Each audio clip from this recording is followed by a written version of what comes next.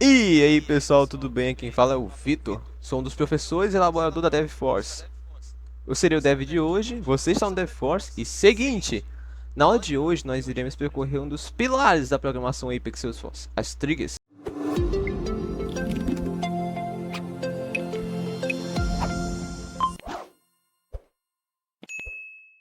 Você deve estar se perguntando sobre o que se tratam as triggers.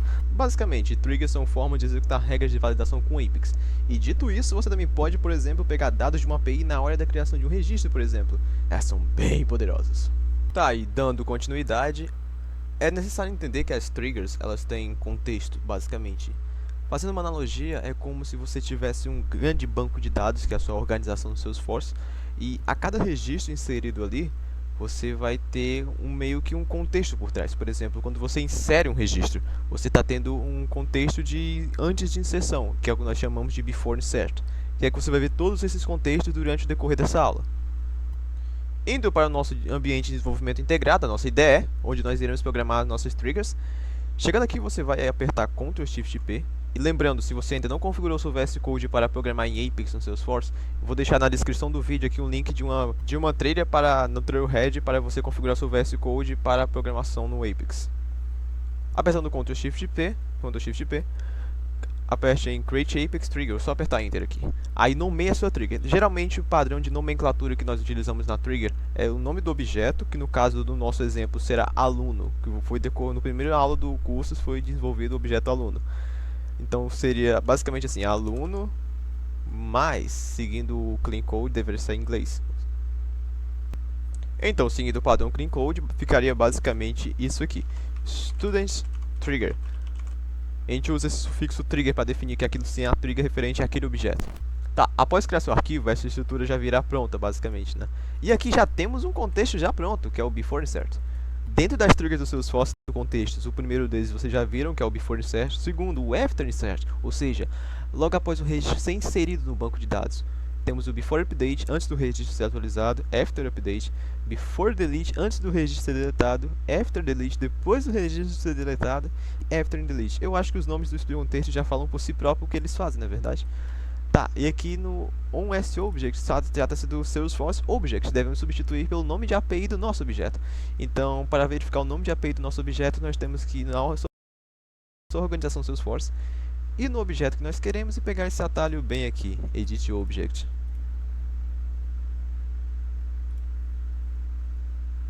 Isso aqui, aluno, underline C e API name.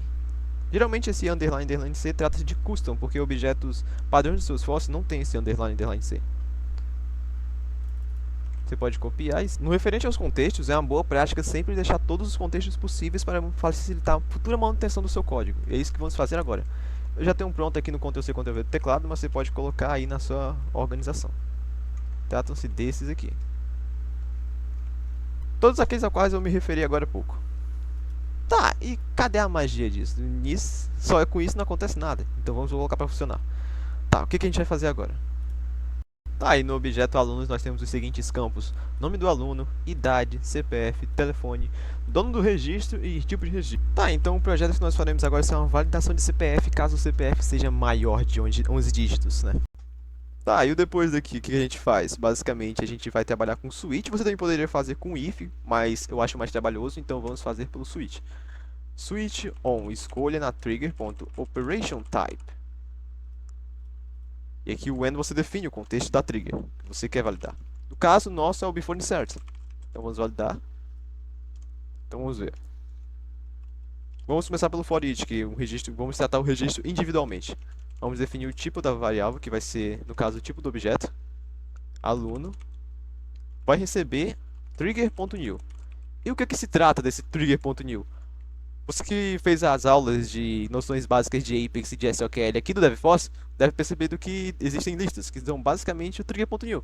Só que o trigger.new é específico da trigger, que vão ser os registros novos que vão chegar na organização. Então vamos lá. Para começar a validação, vamos converter o nosso campo de CPF, que é número, para string, para a gente comparar o length dele, o tamanho. String value of. Vamos usar esse método. Vamos passar o aluno, ponto, CPF, underline C, não se esqueçam. E depois vamos usar o método length.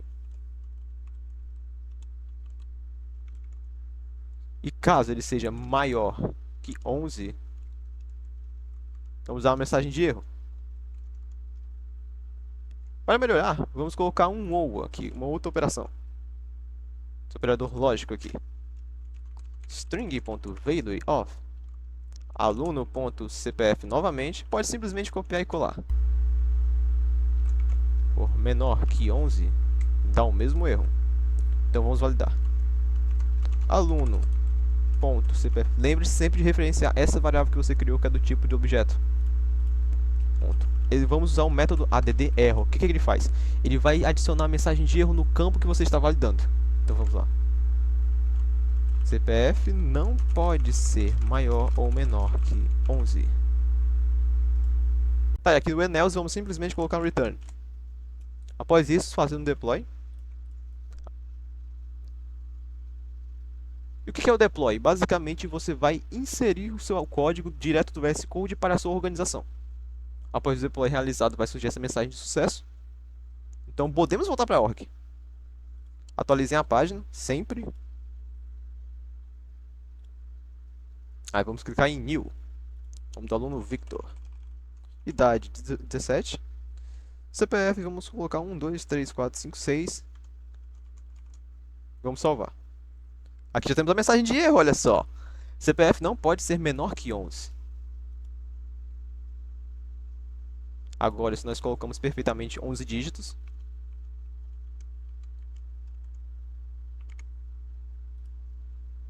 Registro criado com sucesso.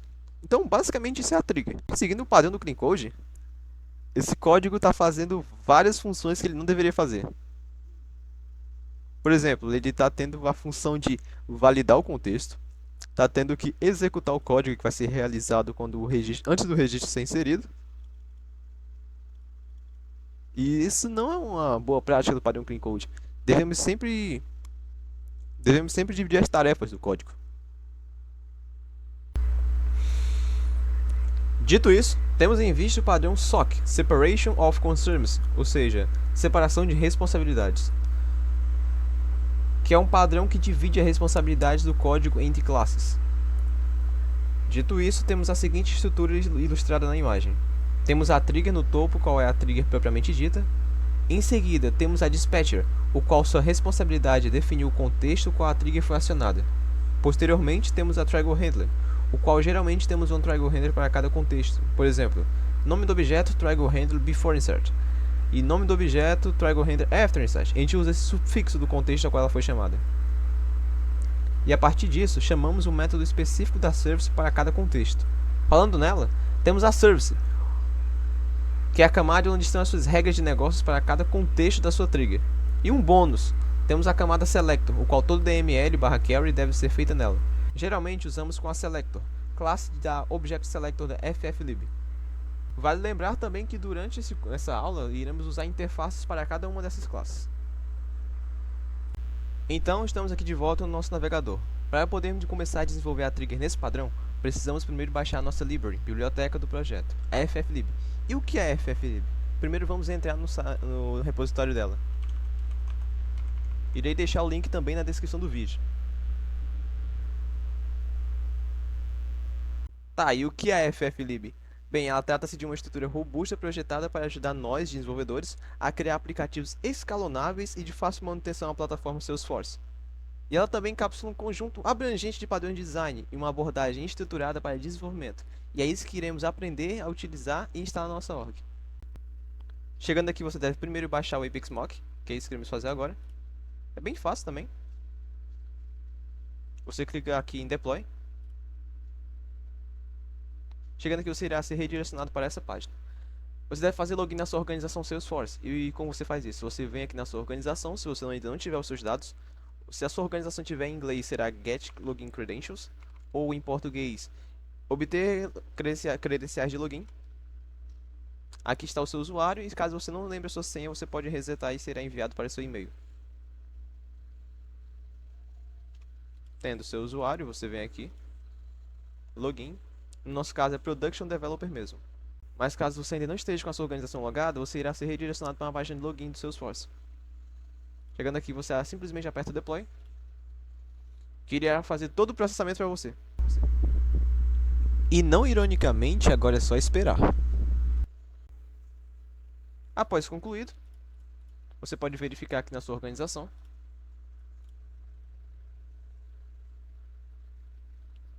Digitando Apex Class.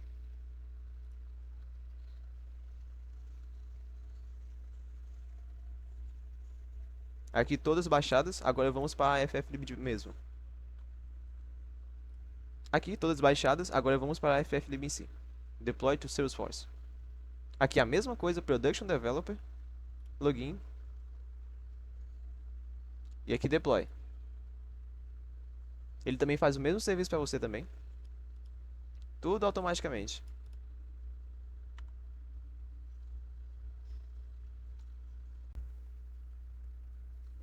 Após isso, podemos conferir também na nossa organização a mesma página de Apex Class.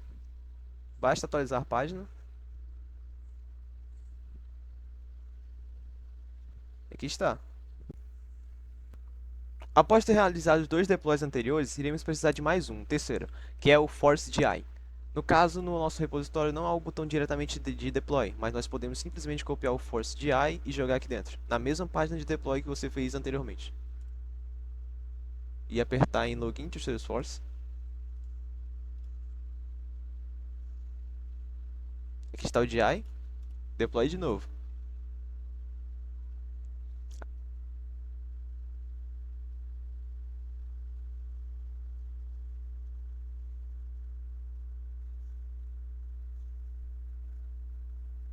Deploy feito, podemos verificar de novo.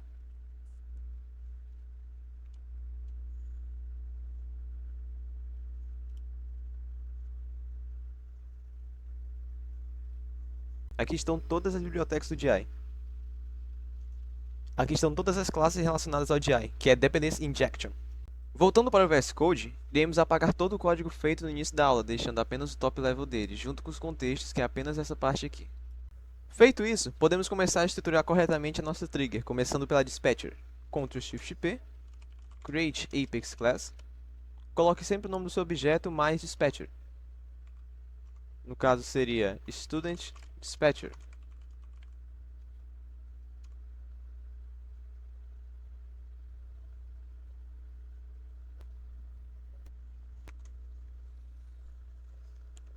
Para melhorar a arquitetura do código, iremos criar interfaces. Vamos começar também pela interface da Dispatcher. Create Apex Class também.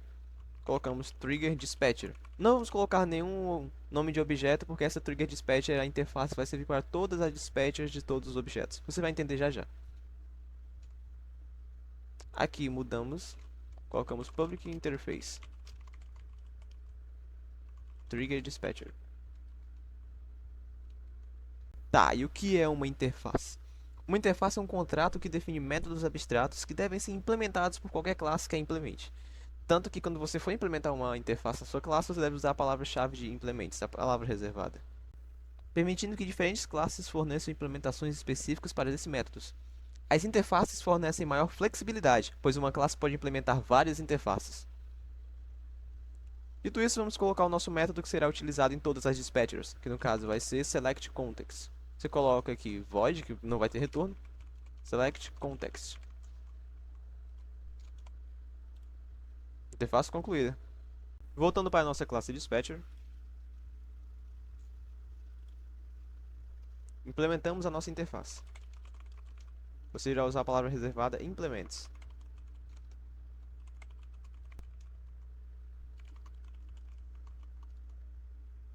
E aqui iremos substituir o construtor da classe pelo método que definimos na interface, que é SelectContext.